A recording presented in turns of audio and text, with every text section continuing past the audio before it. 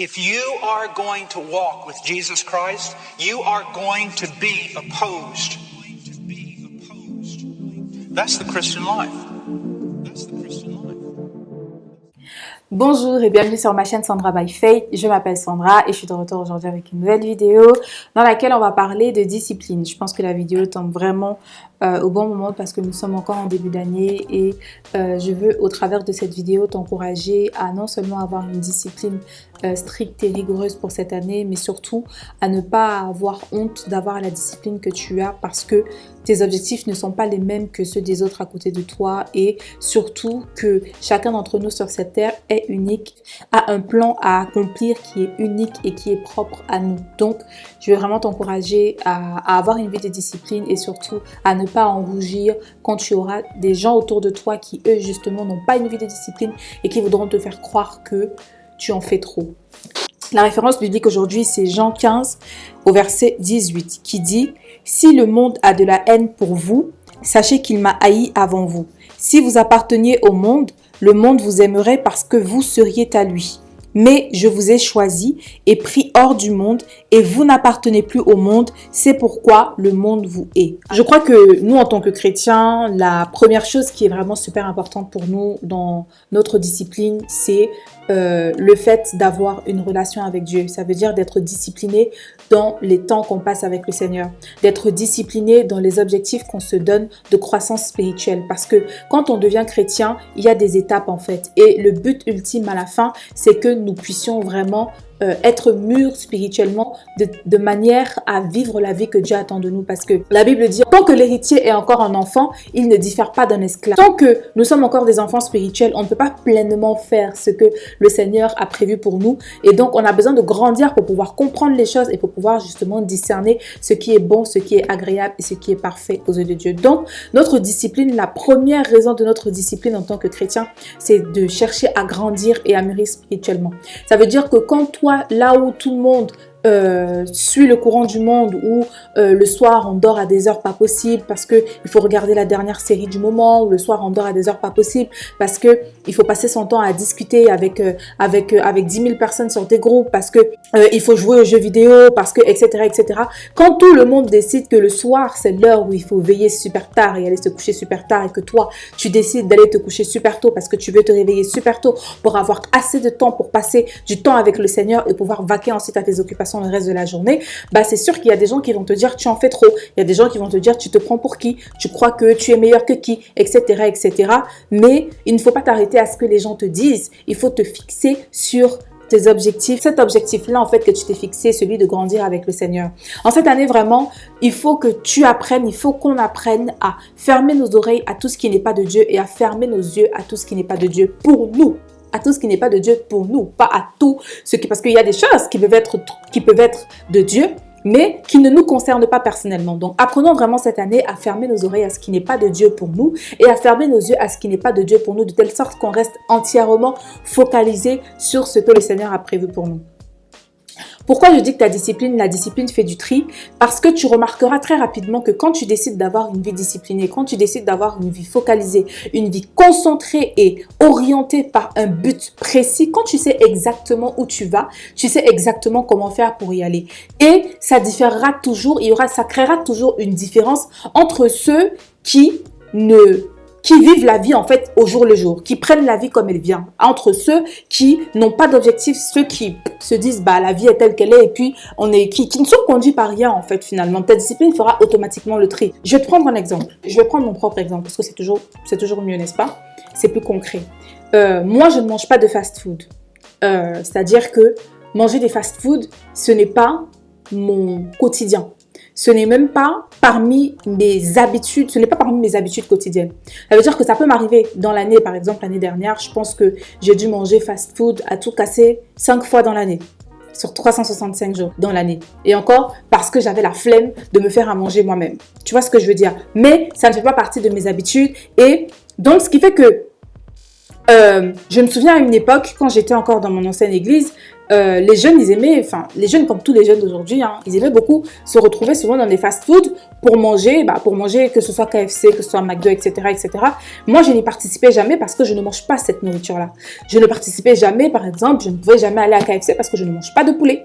Par exemple, tu vois. Et comme ils étaient au courant, en fait, de mon régime alimentaire, ils étaient au courant de mes habitudes, ils se dérangeaient pas, en fait, à m'inviter parce qu'ils savaient très bien que ça faisait pas partie de mes habitudes alimentaires. C'était même pas genre, on m'a demandé et puis j'ai dit non, je viens pas parce que je mange pas. Non. C'était qu'on ne me demandait même pas parce qu'on savait déjà de base que non, elle ne mange pas ça, elle ne fait pas ça, donc ce n'est même pas la peine d'aller lui demander ou d'aller essayer de l'inclure, tu vois. Maintenant, tu vois ce que je veux dire. Donc, c'est dans ce sens-là, en fait. De la même manière que, les gens aussi, ils savaient que moi, je me couche super tôt. Donc, ils savaient qu'à partir de 21h, c'était même pas la peine de me chercher, en fait. Il y en a qui ont essayé, ils se sont toujours rendus compte que moi, je lui écris la nuit et elle me répond toujours le matin, tu vois, jusqu'à ce qu'ils comprennent que, en fait, moi, à partir de cette heure-là, fallait pas me chercher parce que j'étais déjà au lit. Tu vois ce que je veux dire? Donc, ce qui fait que quand il y avait des programmes qui étaient organisés au-delà, justement, de 21h, des programmes de discussion ou de quoi que ce soit, de machin, jamais je n'y étais incluse, tout simplement parce qu'on savait que moi, ma discipline fait que, à partir de 21h, je ne suis plus disponible. Donc,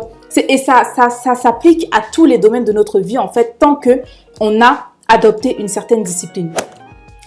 Paul dit à Timothée qu'un soldat ne s'embarrasse pas des affaires de la vie courante parce qu'il est focalisé en fait sur son métier de soldat. Il est focalisé sur toutes les choses qui vont lui permettre de s'exercer comme il se doit en tant que soldat. Donc, c'est la même chose en fait pour nous. Dieu s'attend à ce que nous ayons une vie de discipline. Dieu s'attend à ce que nous soyons conduits par un but précis. Et le but précis de tout chrétien, c'est de faire la volonté de Dieu, de marcher sur le chemin que le Seigneur il a tracé pour lui et de grandir avec le Seigneur. Ça, c'est l'objectif principal de tout chrétien parce que c'est de cet objectif-là que découlent toutes les autres choses. Si ton but ultime, c'est de faire la volonté de Dieu pour toi et que la volonté de Dieu pour toi, c'est que tu deviennes astronaute, crois-moi que tu finiras par devenir astronaute parce que tu te seras donné en fait, tu te seras imposé la discipline nécessaire pour pouvoir devenir astronaute. Si la volonté de Dieu pour toi c'est que tu deviennes, que tu aies ton master à la fin de l'année, tu auras ton master à la fin de l'année si tu t'imposes la discipline qui est nécessaire pour que tu puisses obtenir ce master à la fin de l'année, et etc., etc., etc. Et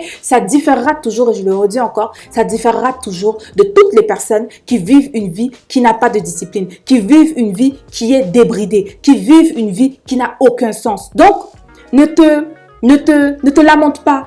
Vaut mieux pour toi être seul qu'être mal accompagné.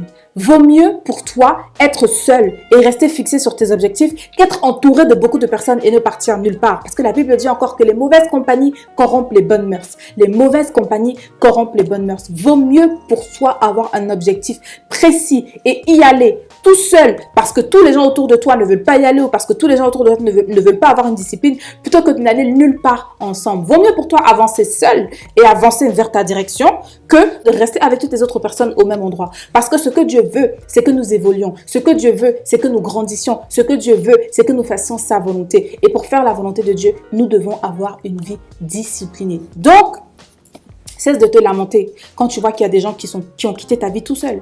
Tu vois, il y avait des gens qui t'appelaient tout le temps quand tu avais un style de vie là.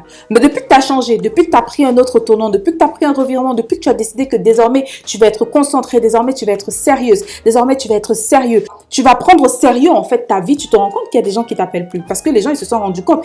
Et souvent ce que tu entends c'est quoi? Ah, t'as trop changé. Ah, t'as grave changé. Mais bien sûr, t'as grave changé. Bien sûr, t'as trop changé. Parce que dans cette vie, on n'est pas appelé à rester au même point. On n'est pas appelé à faire statu quo. On est appelé à changer. On est appelé à évoluer. On est appelé à avancer, en fait. Et tu verras que toutes les personnes, justement, qui ne veulent pas mener ce style de vie-là, elles vont s'exclure toutes seules de ta vie parce que elles se sont rendues compte que vous n'êtes plus dans le même délire, vous n'êtes plus dans la même vibe, vous n'allez tout simplement, vous n'avez plus la même vision de vie, en fait. Pour toutes les personnes, pour chacun d'entre vous qui était tout le temps en train de vous lamenter, de vous dire, ah, mais je comprends plus, il y a telle personne qui m'appelle plus, je comprends plus, je comprends plus. Au lieu d'essayer de rabaisser vos standards, au lieu d'essayer de vous dire, ok, d'accord, je vais revenir à avant, dites-vous, c'est pas grave. Sur le chemin de ma destinée, je rencontrerai les personnes qui ont la même vision que moi. Je rencontrerai les personnes qui ont la même discipline que moi. Vous remarquerez que les sportifs de haut niveau, ils ne traînent que entre eux, les sportifs de haut niveau, généralement. Pourquoi? Parce que chacun comprend.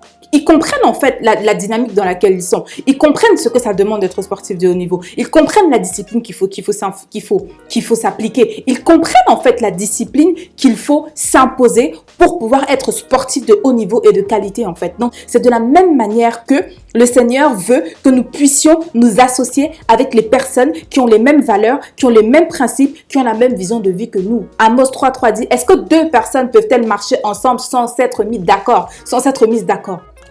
Mon frère, ma soeur, arrête de te lamenter sur toutes les personnes qui ont quitté ta vie parce que tu as décidé d'avoir une vie sérieuse, tu as décidé d'avoir une vie de discipline. Arrête de te lamenter, bénis le Seigneur, remercie le Seigneur que cette discipline-là a fait le trait dans ta vie et reste focalisé cette année encore sur tes objectifs et que l'objectif premier parmi tous ces objectifs soit de faire la volonté de Dieu pour ta vie, soit d'être au plus près de Dieu, soit de ressembler au Seigneur et soit de grandir avec le Seigneur et d'aller de gloire en gloire. Donc voilà, on est arrivé à la fin de cette vidéo. J'espère vraiment que cette vidéo aura su t'encourager vraiment pour ce début d'année.